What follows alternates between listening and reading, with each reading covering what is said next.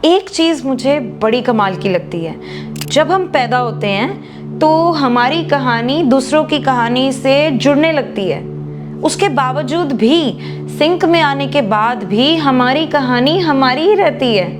लेकिन हम जब बड़े हो जाते हैं तो हमारी उन्हीं कहानियों में ट्विस्ट आने लगते हैं, टर्न्स आने लगते हैं, जिसकी वजह से हम कभी निराश, कभी परेशान और कभी कभी अच्छे ट्विस्ट आने के कारण खुश भी हो जाते हैं। लेकिन हमें पता नहीं क्यों लगता है कि हमारी कहानियों में कुछ ज़्यादा ही ट्विस्ट हैं, कुछ ज़्यादा ही परेशानियां हैं। इसमें क्या है, कैरेक्टर्स बदल दो, जो नहीं पसंद उन्हें निकाल दो, डायरेक्शन अच्छी कर लो, आपकी कहानी है, जैसे मर्जी बदल दो, जो मर्जी करो। Welcome to the third episode of landline love.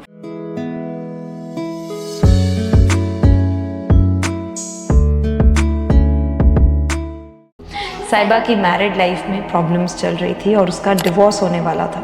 हुआ ये था कि साहिबा एक दिन बिना बताए साक्षी के साथ गायनेकोलॉजिस्ट के पास गई, क्योंकि साक्षी के पीरियड्स 2 महीने से मिस हो गए थे और उसको ये बात अपने खुद के घर पे कहने में डर लग रहा था।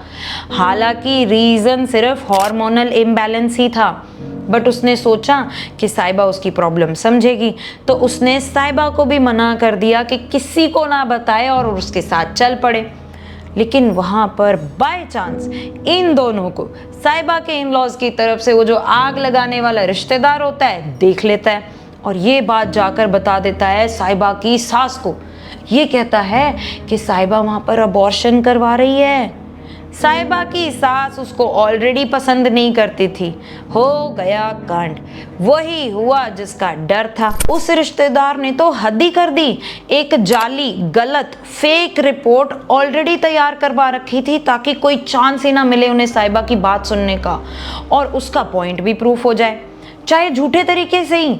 इस आग की वजह से साहिबा के शौहर जी ने उसको इतना मारा और ये तमाशा उसके सास ससुर अच्छे से देख रहे थे, वहीं पर खड़े होकर प्राउडली।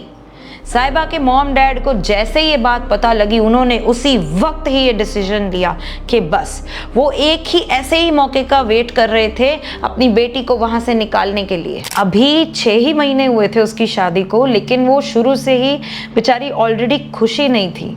तो अब हो रही है साहिबा की डिवोर्स पार्टी, जो उसके मॉम डैड ने थ्रो की है और उन रिश्तेदारों को बुलाया है जो बोल रहे थे कि ऐसा लड़का दोबारा नहीं मिलेगा, अपनी बेटी को बोलो थोड़ा एडजस्ट करने के लिए।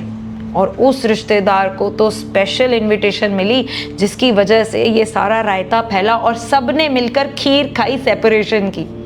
बहुत मज़े से पार्टी चल रही है, सब बहुत एंजॉय कर रहे हैं। साक्षी ने साहिबा के लिए स्पेशली एक क्राउन डिज़ाइन किया था जिसपे लिखा था फ्रीडम क्वीन। शैंपेन की बोतल खुद वो दोनों मनचलियों ने मिलकर खोली और हो गई फुल टल्ली, फुल सेट। रात के 12:30 बजे पार्टी खत्म हुई और इस हालत में साक्षी को अकेला नहीं जाने देना था, तो साहिबा के डैड ने साक्षी को ड्रॉप किया उसके घर के बाहर। एंटर साक्षीज लोकेशन, प्राइड विलास। प्राइड विलास में साक्षी रहती है, थोड़ी सी दूर प्राइड विलास में अनिकेत भी रहता है। अब इन विलास की खास बात यह है कि इन सबका एक्सटीरियर सेम है, कॉलोनी प्रोटोकॉल। अब एक बेटी को ड्रॉप किया तो दूसरी बेटी का फ़ोन आ गया, घर पर आओ ना, और पार्टी करनी है और डांस करना है। साक्षी को सेफली ड्रॉप करके सुमेर अंकल तो निकल लिए। अब ये मैडम, तेनु जाला गशमा, तेनु जाला गशमा जजदाए गोरे गुकड़े में, कहते कहते गाते गाते कब अपने घर से डायरेक्शन चेंज करके घुस जाती है अनिकेत के घर में। नशे नशे में उसकी डायरेक्शन अपने घर से भटक कर बट सेफली महराज के यहाँ पर पहुँचा देती है। घर बाय चांस खुला था, अंदर जाती एक रूम में जाकर सो जाती है। अनिकेत अपने पापा से बैंक रिलेटेड कोई प्रॉब्लम थी वो सॉल्व करवाकर अपने रूम में एंटर ही करता है, तो क्या देखता है कि उसके बेड पर वाइट बेडशीट के अंदर कोई है। साक्षी उस बेडशीट को ही ब्लैंकेट बनाकर ओढ़कर सो जाती है। अब मिस्टर अनिकेत, जिसे डर लगता था, उसको ये देखकर तो गूज़बम्स ही होने लग गए। उसने देखा कि पैर तो उल्टे हैं। जैसे तैसे करके अपने दिमाग में हौसला, मन में हनुमान चालीसा पढ़ते पढ़ते खुद को यकीन दिलाता है कि कोई चोर नहीं है, लेकिन इसके पैर तो उल्टे हैं और अगर मुंडी सीधी निकली तो। कांपते हुए उसके हाथ पैर धीरे धीरे करके कभी आंखें बंद तो कभी आंखें खुली।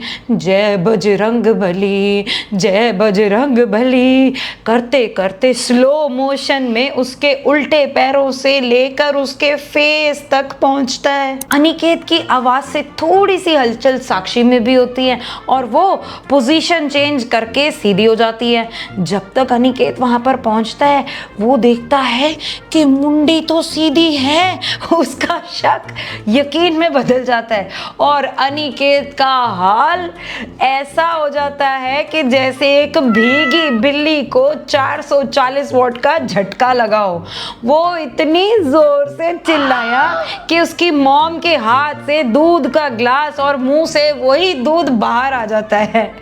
पापा उसके बेड से नीचे ही गिर जाते हैं। इस चीख से साक्षी भी उठ गई। अब ये दोनों एक दूसरे की तरफ देख रहे हैं और इन दोनों के हाथ हैं ऐसे हवा में और कंप्लीट साइलेंस। आगे की स्टोरी जाननी है? नेक्स्ट एपिसोड में बताऊंगी। कहानी बहुत इंटरेस्टिंग है। तब तक के लिए सब्सक्राइब कर दो, मजा आएगा सुनने में। सच्ची बोल रही हूँ। Follow for more.